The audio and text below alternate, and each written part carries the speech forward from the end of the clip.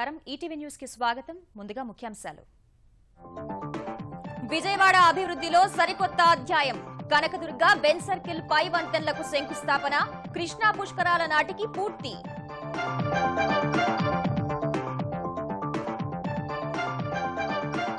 ఆంధ్రప్రదేశ్ పై వరాలు కురిపించిన నితిన్ గడ్కరీ 65,000 కోట్ల రూపాయల రహదారుల ప్రాజెక్టులు చేపట్టనున్నట్టు వెల్లడి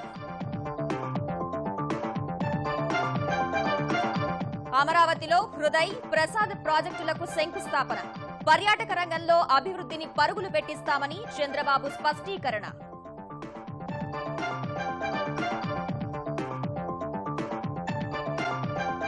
హైదరాబాద్ లో ఐటీ అభివృద్ధికి 4 కొత్త విధానాలు గేమింగ్ సిటీ ప్రారంభోత్సవ కార్యక్రమంలో ప్రకటించిన మంత్రి కేటీఆర్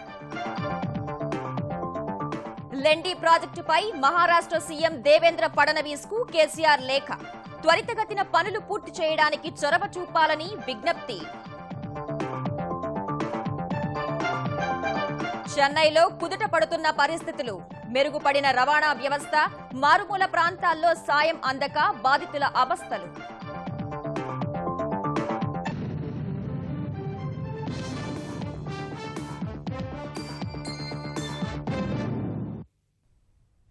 విజయవాడ నగరాభివృద్ధిలో సరికొత్త అధ్యాయం మొదలైంది. నగరంలో ట్రాఫిక్ కష్టాలకు శాశ్వత పరిష్కారం చూపే లక్ష్యంతో 2 భారీ పైవంతెనల నిర్మాణానికి కీలక ప్రాంతాల్లో శంకుస్థాపన జరిగింది. కేంద్ర పట్టణాభివృద్ధి శాఖ మంత్రి వెంకయ్య నాయుడు ముఖ్యమంత్రి చంద్రబాబుతో కలిసి 2 పైవంతెనలకు శంకుస్థాపన చేసిన కేంద్ర ఉపరితల రవాణా శాఖ మంత్రి నితిన్ గడ్కరీ ఆంధ్రప్రదేశ్లో రహదారుల అభివృద్ధికి అనేక వరాలు ప్రకటించారు. ఇప్పటికే మొదలైన పనులతో కలిపి మొత్తం 65,000 కోట్ల రూపాయల విలువైన రహదారి పనులు మంజూరు చేసినట్టు చెప్పారు. విజయవాడ ప్రజలు ఎన్నో ఏళ్లుగా ఎదురుచూస్తోన్న ప్రాజెక్టులకు శంకుస్థాపన జరిగింది. ఎన్నికల సమయంలో ఇచ్చిన హామీ మేరకు 440 కోట్ల రూపాయల వ్యయంతో దుర్గగుడి వద్ద 6 వరుసల పైవంతెన 4 లైన్ల రోడ్డు నిర్మాణ పనులకు శంకుస్థాపన జరిగింది. కేంద్ర ఉపరితల రవాణా శాఖ మంత్రి నితిన్ గడ్కరీ, కేంద్ర పట్టణాభివృద్ధి శాఖ మంత్రి వెంకయ్య నాయుడు, ముఖ్యమంత్రి చంద్రబాబు, మరో కేంద్ర మంత్రి సుజనా చౌదరి ఇతర ప్రజా ప్రతినిధులతో కలిసి పైవంతెన రోడ్డు నిర్మాణ పనులకు శంకుస్థాపన చేశారు. పైవంతెన నిర్మాణానికి అవసరమైన 332 కోట్ల రూపాయలు కేంద్రమే భరిస్తుందన్న గడ్కరీ వచ్చే ఏడాది జరిగే కృష్ణా పుష్కరాల సమయానికి పనులు పూర్తి చేయాలనే లక్ష్యాన్ని పెట్టుకున్నట్టు వెల్లడించారు. ఇదే సమయంలో ఇబ్రహీంపట్నం నుంచి తిరువూరు వరకు 4 లైన్ల రహదారి, విజయవాడ నుంచి మచిలీపట్నం జాతీయ రహదారి, కత్తిపూడి నుంచి కాకినాడ మార్గాలు, బెంజ్ సర్కిల్ వద్ద పైవంతెన పనులకు గడ్కరీ శంకుస్థాపన చేశారు. అనంతరం నిర్వహించిన బహిరంగ సభలో మాట్లాడిన గడ్కరీ ఆంధ్రప్రదేశ్ అభివృద్ధికి కేంద్రం అన్ని విధాలా సహకరిస్తుందని చెప్పారు. ఆంధ్రప్రదేశ్ లో ఇప్పటికే చేపట్టిన 15,000 కోట్ల రూపాయల విలువైన రహదారి ప్రాజెక్టులకు అదనంగా మరో 50,000 కోట్ల రూపాయల విలువైన రహదారుల నిర్మాణాన్ని చేపట్టనున్నట్టు ప్రకటించారు. Today, you are expecting some new announcement from me. 180 kilometer outer ring road around Vijayawada with tentative cost of 20,000 crore. I have already declared 788 kilometer new national highway in 2015 and 16. Preparation of DPR are being done and this is the cost is 8,000 crore. We will start all this work of 8,000 crore before the end of December for next year. The new NH Anantapur Guntur 413 kilometers, Kurnool Atmakur Dornala 125 kilometer, realignment of NH 16 Anantapuram Vijayawada 130 kilometer, new NH 216A that is Gondogolu Rajamundri 120 kilometer, and I am giving responsibility to the state government to prepare the DPR, start the land acquisition work and give me the proposal. I will give you the definite promise that we will start all this road before December. As far as development of this 392 kilometer various national highway in Andhra Pradesh, the cost is 50,560 crores and already the work going on, the cost is 15,000 crore. So today 65,000 crores it is to be given to the state of Andhra Pradesh from our federal government under the leadership of Prime Minister Narendra Modi ji. ఆంధ్రప్రదేశ్లో జల రవాణా అభివృద్ధికి కూడా పూర్తిగా సహకరిస్తామని చెప్పిన గడ్కరీ వచ్చే ఏడాది December నాటికి కృష్ణా, గోదావరి, బంకింగ్హామ్ కెనాల్ పనులు ప్రారంభిస్తామని హామీ ఇచ్చారు. Definitely, we are going to work for Krishna, Godavari, Buckingham Canal. Already the survey is going on. If you cooperate us, and 100% you are cooperating to us, I am promised to the people of Andhra Pradesh that we will start this Buckingham Canal work before end of December next year. At the same time, for this waterways, there is a scheme. If you are going to construct the floating jetty for passengers, we will give you 10 crore as a grant in aid, and if it is for container, we will give 25 crore rupees as grant in aid. Whatever the proposal in your area, if you want, please immediately send it to me. Before March, I will sanction all this proposal. ఆంధ్రప్రదేశ్లోని పోర్టులకు railway line వేసేందుకు సిద్ధంగా ఉన్నామని చెప్పిన గడ్కరీ ఈ మేరకు ప్రతిపాదనలు పంపాలని ఆంధ్రప్రదేశ్ ప్రభుత్వానికి సూచించారు. విజయవాడలో జాతీయ రహదారుల ప్రాధికార సంస్థ ఏర్పాటు చేస్తామని చెప్పారు. ఆంధ్రప్రదేశ్లో వేల కోట్ల రూపాయలతో రహదారుల అభివృద్ధికి గడ్కరీ హామీని ఇవ్వడంపై హర్షం వ్యక్తం చేసిన ముఖ్యమంత్రి చంద్రబాబు పైవంతెనకు కనకదుర్గ పేరు పెడుతున్నట్టు చెప్పారు. విజయవాడ అంతర్జాతీయ నగరంగా తయారు కానుందని, ఈ సమయంలో స్థానికులు సహకరించాలన్న చంద్రబాబు రాయలసీమపై ప్రత్యేక దృష్టి సారించాల్సిందన్నారు. రహదారులకు సంబంధించి సమగ్ర ప్రాజెక్టు నివేదికలు సమర్పించగానే నిధులు ఇస్తామన్న గడ్కరీకి ధన్యవాదాలు తెలిపిన చంద్రబాబు అన్ని ప్రాజెక్టులను 3 ఏళ్లలో పూర్తి చేయాలని కోరారు. అందుకు గడ్కరీ సానుకూలంగా స్పందించారు. అమరావతి నుంచి రాయలసీమ జిల్లాలకు జాతీయ రహదారులు నిర్మించాలని విజ్ఞప్తి చేశారు. రాష్ట్రాభివృద్ధికి సహకరిస్తున్నారంటూ పట్టణాభివృద్ధి శాఖ మంత్రి వెంకయ్యను ప్రశంసించారు. అమరావతి నుంచి నేరుగా బెంగళూరు, హైదరాబాద్ నేషనల్ హైవే గలపాల్సిన అవసరం ఉంది. Sir Gadkari Saab, really I'm appreciating you. You have given a solution for all the problems. Now within a month's time, I am going to come to you with a blueprint, with an action plan. Only my request is you prepare process chart, and then I will extend all the cooperation, land acquisition, even somewhere we have to spend some money. I am prepared to spend money. Preparation of DPR, everything will complete. Sir, only one thing, all your projects remaining 3 years time, you have to complete. That is the commitment I am expecting from you. He is saying very clearly, yes, it will be done. దేశంలో ఏ రాష్ట్రానికి లేని విధంగా ఆంధ్రప్రదేశ్కు కేంద్రం ప్రాధాన్యమిస్తోందని కేంద్ర మంత్రి వెంకయ్య నాయుడు అన్నారు. కేవలం 16 నెలల్లోనే ఎన్నో కేంద్ర ప్రభుత్వ సంస్థలు రాష్ట్రంలో ప్రారంభం కావటమే ఇందుకు నిదర్శనమన్న ఆయన, దేశంలో 2,30,000 ఇళ్లు మంజూరు చేస్తే ఆంధ్రప్రదేశ్కే 1,90,000 ఇళ్లు కేటాయించామని చెప్పారు. ప్రస్తుతం విజయవాడకు మెట్రో రైల్, మురుగునీటిపారుదల వ్యవస్థకు కేంద్ర నిధులు మంజూరు చేస్తోందన్న వెంకయ్య, రాత్రికి రాత్రే ఏ పనులు పూర్తి కావని, విభజన సమయంలో ఇచ్చిన హామీలన్నింటినీ 5 ఏళ్లలో నెరవేరుస్తామన్నారు. పెట్టేందుకు అత్యంత ఆకర్షణీయమైన రాష్ట్రం ఏందయ్యా అంటే మొత్తం అంతా కూడా ఆంధ్రప్రదేశ్ చూస్తున్నారు. నా 40 ఏళ్ల అనుభవంలో 15 నెలల్లో దేశంలో ఏ రాష్ట్రానికి ఏ ప్రభుత్వం ఇవ్వనన్ని సంస్థలు, ఇవ్వనన్ని ప్రాజెక్టులు నరేంద్ర మోడీ నాయకత్వాన్ని కేంద్ర ప్రభుత్వం ఇచ్చింది. చంద్రబాబు నాయుడు వచ్చి వాటిని కోరాడు, కేంద్రం అంతా కూడా వాటికి మంజూరు చేసింది. కాకినాడ, రాజమండ్రి, విశాఖపట్నం మధ్య చూదకెళ్ళ పెద్ద రిఫైనరీ మన ఆంధ్రప్రదేశ్ కి మంజూరు చేయాలని కేంద్ర ప్రభుత్వం మరి నిశ్చయించిందని మనం చేస్తున్నాను. ఈ నెల 19వ తారీఖున మనం ఎంతో కాలంగా ఎదురు చూసినట్టు యొక్క all India medical institute AIIMS ఏదైతే ఉందో ఆ ఎయిమ్స్ కి మంగళగిరి దగ్గర శంకుస్థాపన చేయబోతున్నాం. ఈ హామీలను నెరవేర్చాల్సిన బాధ్యత ఉంది. ఆ హామీలను నెరవేర్చే ప్రయత్నం చేస్తూ ఉన్నాం. కానీ రాత్రికి రాత్రి పూర్తి కావన్నీ కూడా. నవ్యాంధ్ర రాజధాని అమరావతిని ప్రపంచంలోనే గొప్ప బౌద్ధ కేంద్రంగా అభివృద్ధి చేస్తామని ముఖ్యమంత్రి చంద్రబాబు తెలిపారు. కేంద్ర మంత్రి వెంకయ్య నాయుడుతో కలిసి అమరావతిలో పర్యటించిన చంద్రబాబు అక్కడ వివిధ అభివృద్ధి పనులకు శంకుస్థాపన చేశారు. వారసత్వ నగర అభివృద్ధి పథకం హృదయ్, యాత్రికులకు మెరుగైన సౌకర్యాల కల్పనకు ఉద్దేశించిన ప్రసాద పథకం కింద కేంద్రం ప్రకటించిన నిధుల మంజూరు పత్రాలను ఈ సందర్భంగా కేంద్ర మంత్రి వెంకయ్య ముఖ్యమంత్రికి అందజేశారు. అమరావతి పేరుకు గొప్ప బలముందన్న చంద్రబాబు ఈ ప్రాంతంలో పర్యాటక, ఆధ్యాత్మిక అభివృద్ధి ప్రారంభమైందని తెలిపారు. లండన్ వస్తు ప్రదర్శనశాలలో ఉన్న అమరావతి శిల్పాలను వెనక్కి రప్పిస్తామని కేంద్ర మంత్రి వెంకయ్య నాయుడు హామీ ఇచ్చారు. రాజధాని పేరు ఇక్కడ పెట్టగానే ఎక్కువ మంది ఈ ప్రాంతానికి రావడం, దేవుణ్ణి దర్శనం చేసుకోవడం, ఆదాయం కూడా పెరిగే పరిస్థితి వచ్చింది. దీనివల్ల చాలా మందికి ఉపాధి వస్తా ఉంది, వ్యాపారాలు పెరుగుతున్నాయి. రాత్రుల్లో కొంతమంది ఇక్కడే ఉంటున్నారు, కొన్ని చిన్న చిన్న వ్యాపారాలు చేసుకుంటున్నారు. ఇవన్నీ కూడా ఒక టూరిజంలో ఒక పెద్ద కేంద్రంగా తయారయ్యే పరిస్థితి వచ్చింది. ఇంగ్లీష్ వాళ్ళు మన దేశాన్ని దోచుకుపోవడమే కాకుండా మన శిల్పాలు, మన కళాఖండాలు కూడా తీసుకెళ్లారు. వాటిని మళ్ళా మనం తిరిగి వెనక్కి తెచ్చుకోవాల్సిన అవసరం ఉంది. ముఖ్యమంత్రి గారు నేను ఇప్పుడే మాట్లాడుకున్నాం, ప్రధానమంత్రితో మాట్లాడి బ్రిటిష్ ఎంపోరియంలో ఉన్న మ్యూజియంలో ఉన్న ఈ కళాఖండాలను మళ్ళా తిరిగి తన యొక్క ప్రాంతానికి తెప్పించే ప్రయత్నం కూడా చేస్తామని చెప్పిన సందర్భంగా మీ అందరికీ నేను మనవి చేస్తా ఉన్నాను. దేశంలోనే హైదరాబాద్ ను ఐటీ రంగానికి చిరునామాగా మారుస్తామని ఐటీ శాఖ మంత్రి కేటీ రామారావు అన్నారు. Hyderabad మాదాపూర్లో animation and gaming incubator ను ప్రారంభించిన ఆయన గేమింగ్, యానిమేషన్, స్టార్టప్, హార్డ్వేర్ రంగాల అభివృద్ధికి కృషి చేస్తున్నట్టు తెలిపారు. ఐటీ రంగం అభివృద్ధి కోసం 4 కొత్త పథకాలను ప్రవేశపెట్టనున్నట్టు వెల్లడించారు. మైక్రోసాఫ్ట్ సీఈఓ సత్య నాదెళ్ల ఈ నెల 28న టీ హబ్ సందర్శించే సమయంలోనే కొత్త పథకాలను ప్రారంభిస్తామన్న ఆయన వచ్చే ఏడాది ప్రథమార్థంలో ఇమేజ్ సెంటర్ ప్రారంభిస్తామని తెలిపారు.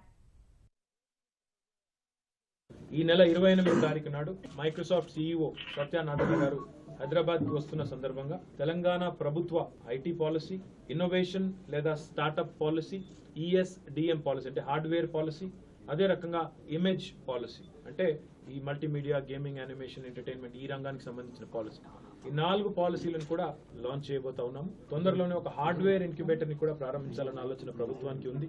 ఏరోస్పేస్, డిఫెన్స్ రంగానికి సంబంధించి కూడా ఒక ప్రత్యేకమైన ఇంక్యుబేటర్. అల్టిమేట్ గా వీటన్నిటి ద్వారా వచ్చేది కూడా పెద్ద ఎత్తున ఉద్యోగ ఉపాధి అవకాశాలు కల్పించాలి. హైదరాబాద్ లో ప్రతిపాదిత ఫార్మాసిటీలో యూనిట్ నెలకొల్పడానికి కాలిఫోర్నియాకు చెందిన జులీడ్ సంస్థ ముందుకొచ్చింది. ఈ మేరకు ముఖ్యమంత్రి కేసీఆర్ ను కలిసిన ఆ సంస్థ ప్రతినిధులు తెలంగాణ సహా 6 ఖండాల్లో ప్రాణాంతక వ్యాధులతో బాధపడిన వారి చికిత్స కోసం ప్రయత్నిస్తున్నట్టు తెలిపారు. తెలంగాణ చేపడుతున్న వైద్య ఆరోగ్య కార్యకలాపాల్లో భాగస్వాములవుతామన్న సంస్థ ప్రతినిధులు ప్రతిపాదిత ఫార్మాసిటీలో తమ యూనిట్ ఏర్పాటు చేస్తామని తెలిపారు. ఈ దశలో అమెరికాతో తెలంగాణకు ఐటీ రంగంలో మంచి అనుసంధానం ఉందన్న కేసీఆర్ గూగుల్, మైక్రోసాఫ్ట్ లాంటి సంస్థలు కూడా తమ కార్యాలయాలను హైదరాబాద్లో నెలకొల్పుతాయని తెలిపారు. చైనాలోని యునాన్ ప్రావిన్స్ కు చెందిన పారిశ్రామికవేత్తలు తెలంగాణలో పెట్టుబడి పెట్టేందుకు ఆసక్తి ప్రదర్శించారు. ఈ మేరకు యునాన్ ప్రావిన్స్ గవర్నర్ నేతృత్వంలో 20 మంది సభ్యుల బృందం హైదరాబాద్ లో వనరులు, పెట్టుబడుల అవకాశాలు పరిశీలించింది. ముఖ్యమంత్రి కేసీఆర్ చైనా పర్యటనలో జరిపిన చర్చల మేరకు హైదరాబాద్ వచ్చిన యునాన్ ప్రావిన్స్ ప్రతినిధులు మారియట్ హోటల్లో సీసీఐ నిర్వహించిన వ్యాపార అవగాహన సదస్సుకు హాజరై తెలంగాణ పారిశ్రామిక విధానం, అందుబాటులో ఉన్న భూ బ్యాంకు, నిరంతర విద్యుత్ పంపిణీ, మానవ వనరుల లభ్యతపై వివరాలు తెలుసుకున్నారు. ఇదే సమయంలో చైనా పారిశ్రామికవేత్తలు తెలంగాణలో పెట్టుబడులు పెట్టేందుకు ముందుకొస్తే 1000 ఎకరాల్లో ప్రత్యేకంగా ఓ పారిశ్రామిక పార్క్ అభివృద్ధి చేస్తామని సీఐఐ సదస్సుకు హాజరైన తెలంగాణ పరిశ్రమల శాఖ మంత్రి జూపల్లి కృష్ణారావు తెలిపారు. ఈ చైనా నుంచి వచ్చేటువంటి పెట్టుబడి పెట్టే వాళ్ళు పారిశ్రామిక ఎవరైనా కూడా అందులో పరిశ్రమ పెట్టుకోవచ్చు. దాని పక్కనే అదే పార్కులో వాళ్ళకు రెసిడెన్షియల్ క్వార్టర్స్ కావచ్చు, అకామిడేషన్ కావచ్చు, చైనీస్ హోటల్ లాంటిది వీటన్నిటి కూడా ప్రొవైడ్ చేస్తామని చెప్పడం జరిగింది. వాళ్ళు కూడా సానుకూలంగా స్పందించారు. It's a continuous process. ఇది ఒక మంచి అవకాశం రాష్ట్ర అభివృద్ధికి, అట్లాగే నిరుద్యోగ యువత కూడా ఒక ఉద్యోగ అవకాశం కల్పించడానికి కూడా వీళ్ళ యొక్క హ్యూనాన్ ప్రావిన్స్ టీం యొక్క పర్యటన మనకు చాలా ఉపయోగమవుతుంది. లెండి ప్రాజెక్టు పనులు సత్వరమే పూర్తయ్యే విధంగా చూడాలని ముఖ్యమంత్రి కేసీఆర్ మహారాష్ట్ర ప్రభుత్వాన్ని కోరారు. ఈ మేరకు ఆయన మహారాష్ట్ర ముఖ్యమంత్రి దేవేంద్ర ఫడ్నవీస్ కు లేఖ రాశారు. తెలంగాణ, మహారాష్ట్ర సంయుక్తంగా చేపట్టిన ఈ ప్రాజెక్టుకు సంబంధించిన భూసేకరణ, ముంపునకు గురయ్యే గ్రామాల పునరావాసం, కేంద్ర జలసంఘం నుంచి అనుమతులు, పెండింగ్ పనుల పూర్తి తదితర అంశాలను త్వరితగతిన పూర్తి చేయాలని లేఖలో కేసీఆర్ పేర్కొన్నారు.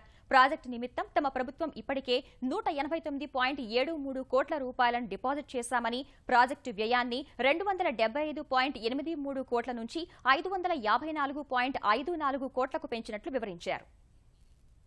కొన్ని రోజుల నుంచి భయపడుతున్న వరుణుడు శాంతించగా చెన్నైలో క్రమంగా సాధారణ పరిస్థితులు నెలకొంటున్నాయి. అప్పుడప్పుడు తేలికపాటి వర్షాలు, జల్లులు కురుస్తున్నా వరద తగ్గుముఖం పడుతోంది. వాహనాలు మళ్లీ రోడ్డెక్కాయి. చాలా చోట్ల విద్యుత్ సరఫరా పునరుద్దరించారు. చెన్నై విమానాశ్రయం ఇంకా తెరవకపోయినా కొన్ని సాంకేతిక విమానాలను నడుపుతున్నారు. చెన్నై నుంచి కొన్ని రైలు సర్వీసులు కూడా మొదలయ్యాయి. వర్షాలు తగ్గుముఖం పడుతుండగా చెన్నై వాసులు ఊపిరి పీల్చుకుంటున్నారు. చాలా చోట్ల వరద తగ్గుముఖం పట్టగా వాహనాలు మళ్లీ రోడ్లపైకి వస్తున్నాయి. దాదాపు 2 వారాలుగా నిలిచిపోయిన బస్సులు మళ్లీ ప్రయాణికులను తీసుకెళ్తున్నాయి. చెన్నైలోని కోయంబేడు బస్టాండు నుంచి వివిధ ప్రాంతాలకు బస్సులు నడుస్తున్నాయి. తమిళనాడు రాష్ట్ర రహదారి సంస్థ బస్సులు వేరువేరు ప్రాంతాలకు వెళ్లే ప్రయాణికులతో కిటకిటలాడుతున్నాయి. ఆంధ్రప్రదేశ్ నుంచి కూడా సేవలను పునరుద్ధరించారు. రైలు పట్టాలపై నీరు తొలగిపోయినందున చెన్నై లోకల్ రైళ్లు ప్రారంభమయ్యాయి. చెన్నై నుంచి మదురై, తిరుచిరాపల్లి, తిరుచెందూర్, కరైకల్, తిరునెల్వేలికి రైలు నడుపుతున్నట్టు దక్షిణ రైల్వే ప్రకటించింది.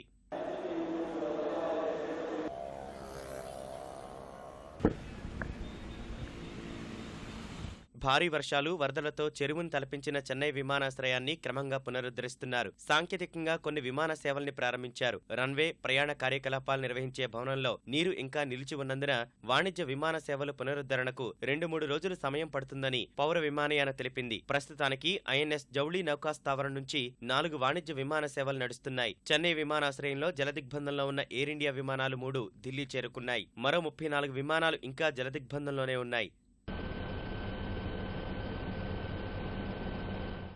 ఎగువ ప్రాంతాల్లో సాధారణ పరిస్థితులు నెలకొంటుండగా లోతట్టులో ఉన్న కొత్తూరుపురం, ముదిచూర్, పల్లిక్కిరణి వంటి ప్రాంతాల్లో వరద నీరు నిలిచి ఉన్నందున స్థానికులు ఇంకా అవస్థలు పడుతూనే ఉన్నారు. ఐటీ సంస్థలు అధికంగా ఉండే వేల్చేరిలో పరిస్థితి ఇంకా మెరుగుపడలేదు. రహదారులపై నీరు నిలిచి ఉండగా అన్ని సంస్థలకు సెలవులు ప్రకటించారు. చెన్నైలో ప్రస్తుతం వరద తగ్గుముఖం పట్టినందున విద్యుత్ పునరుద్ధరణకు చర్యలు చేపట్టారు. భారీ మోటార్లతో నీటిని తోడుతున్నారు.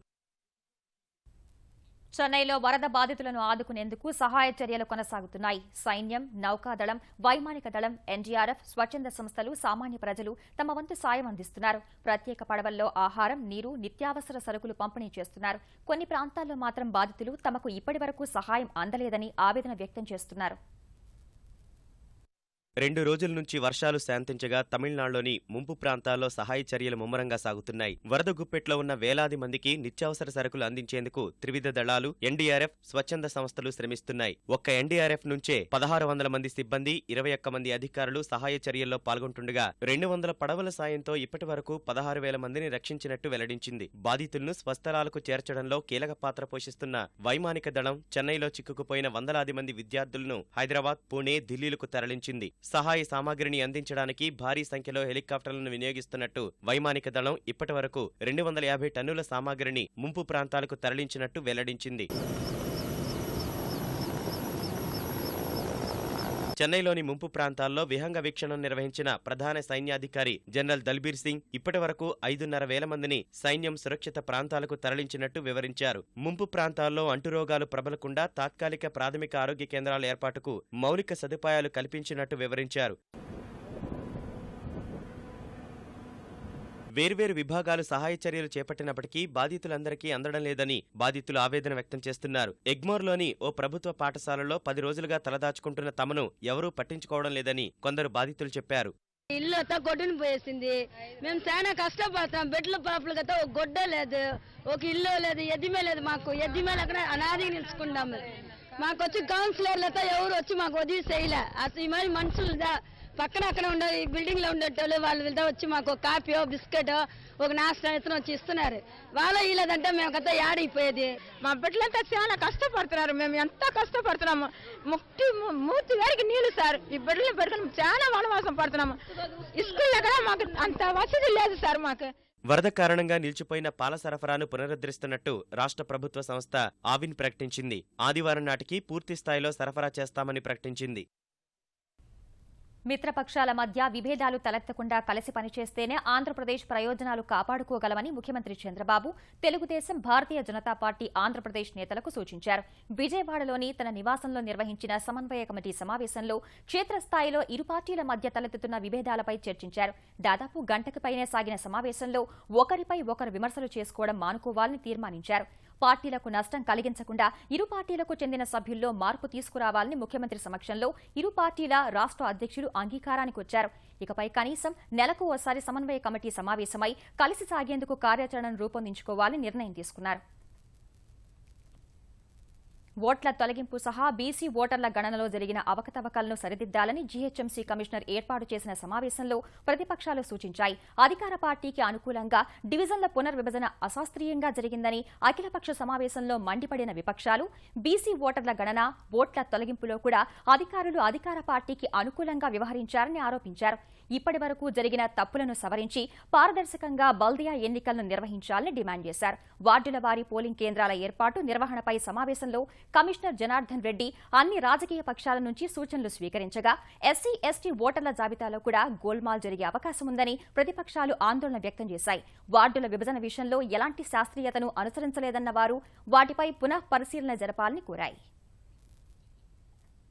ఆంధ్రప్రదేశ్లోని 337 ఫ్లోరైడ్ పీడిత నివాస గ్రామాలు జనావాసాల్లో తాగునీటి శుద్ధి కేంద్రాల ఏర్పాటుకు ఆంధ్రప్రదేశ్ ప్రభుత్వం ఉత్తర్వులిచ్చింది. 2400 కోట్ల వరకు ఖర్చవుతుందని అంచనా వేస్తున్న ఈ పథకం అమలుకు 50% నిధులు కేంద్రం ఇవ్వనుంది. మిగిలిన 50% రాష్ట్రం భరించాల్సి ఉండగా ఫ్లోరైడ్ రహిత తాగునీటిని అందించేందుకు ప్లాంట్లను నెలకొల్పుతారు. ప్లాంట్ నిర్వహణ బాధ్యతను ఆయా గ్రామ పంచాయతీలు, స్థానిక సంస్థలకు అప్పగిస్తారు. ప్రతి కుటుంబానికి 40 లీటర్ల తాగునీరు అందించాలన్న లక్ష్యాన్ని సాధించేందుకు ఈ ప్లాంట్లను ఏర్పాటు చేస్తున్నట్టు ప్రభుత్వం ఉత్తర్వుల్లో పేర్కొంది. ఆంధ్రప్రదేశ్లో విద్యుత్ సరఫరాకు ఖర్చులు ఆమోదించిన మొత్తాన్ని మించినందున అదనపు వ్యయాలను వినియోగదారుల నుంచి రాబట్టుకోవడానికి అనుమతించాలన్న విద్యుత్ పంపిణీ సంస్థల విజ్ఞప్తిని ఆంధ్రప్రదేశ్ విద్యుత్ నియంత్రణ మండలి తోసిపుచ్చింది. వినియోగదారులపైన భారం వేయకూడదని ఆదేశాలు జారీ చేసింది. 2009 నుంచి 5 ఏళ్ల ఆదాయ వ్యయ నివేదికల్లో పేర్కొన్న దానికి మించి 7,209 కోట్ల రూపాయలు ఖర్చైనందున ఆ మొత్తాన్ని వినియోగదారుల నుంచి రాబట్టేందుకు తూర్పు, దక్షిణ ప్రాంత విద్యుత్ పంపిణీ సంస్థల ప్రతిపాదనలు పంపగా ERC chairman justice Bhavani Prasad వాటిని తోసిపుచ్చారు. నష్టాలను అధిగమించేందుకు ప్రభుత్వం నుంచి సర్దుబాట్లు చేసుకోవాలని ఆదేశించారు. చిన్నారుల గుండె శస్త్రచికిత్సలకు ముఖ్యమంత్రి సహాయ నిధి నుంచి సాయం చేస్తామని ముఖ్యమంత్రి చంద్రబాబు ప్రకటించడంపై ప్రముఖ సినీ నటి సమంత సంతోషం వ్యక్తం చేశారు.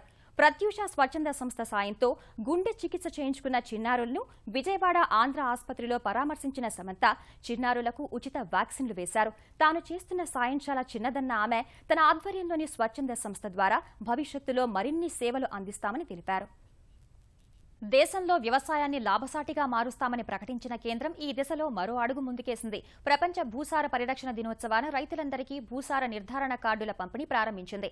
భూమిని సారంతో పరిపుష్టం చేసినప్పుడే ఉత్పాదకత పెరిగి రైతులు ఆర్థికంగా బలపడతారని ప్రధాని నరేంద్ర మోదీ తెలిపారు. భూసార నిర్ధారణ కార్డులు పంపిణీ చేస్తున్న అధికారులకు ట్విట్టర్లో శుభాకాంక్షలు తెలిపిన మోదీ భూసార కార్డుల ద్వారా పంట భూమికి సంబంధించిన సమాచారం తెలుసుకుని ఏ పంటలు వేయాలని నిర్ణయం తీసుకోవడానికి మార్గనిర్దేశం లభిస్తుందని వివరించారు. మట్టిలో ఉండే మూలకాలు రైతులకు తెలిస్తే మోతాదుకు మించి ఎరువులు వాడరని, అప్పుడు పెట్టుబడులు తగ్గి అన్నదాతకు భారం తగ్గుతుందని ప్రధాని పేర్కొన్నారు. వచ్చే 3 ఏళ్లలో 14,50,00,000 మంది రైతులకు భూసార కార్డులు అందించాలని లక్ష్యంగా పెట్టుకున్నట్టు తెలిపారు. భూసార నిర్ధారణ కోసం ఇప్పటి వరకు 55 లక్షల నమూనాలు సేకరించినట్టు వెల్లడించిన ఆయన ఈ ఆర్థిక సంవత్సరం ముగిసే నాటికి మరో 50 లక్షల నమూనాల్ని పరీక్షించి కార్డులు తయారు చేయనున్నట్టు వివరించారు. కాంగ్రెస్ ఉపాధ్యక్షుడు రాహుల్ గాంధీ కేంద్రంలోని ఎన్డీఏ సర్కారుపై మరోసారి విమర్శలు గుప్పించారు.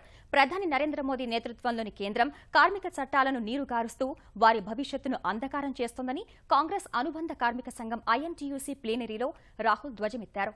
మోదీ సర్కార్ విధానాల వల్ల దేశంలోని కార్మికులంతా ఉద్యోగ భద్రతపై ఆందోళన చెందుతున్నారని విమర్శించారు. కార్మికులు, యాజమాన్యాల మధ్య న్యాయమూర్తిలా కాకుండా కేంద్ర ప్రభుత్వం ఒకరివైపే వాదించే న్యాయవాదిలా వ్యవహరిస్తోందని ఆరోపించారు. భూసేకరణ చట్టాన్ని అడ్డుకుని రైతుల ప్రయోజనాలను కాపాడినట్లే కార్మికుల హక్కుల కోసం పోరాడతామని హామీ ఇచ్చారు. రోజుకో కొత్త పథకాన్ని ప్రారంభించడం తప్ప ప్రధాని మోదీ ప్రజలకు చేసిందేమీ లేదని రాహుల్ విమర్శించారు. ఈటీవీ న్యూస్ సమాప్తం. నమస్కారం.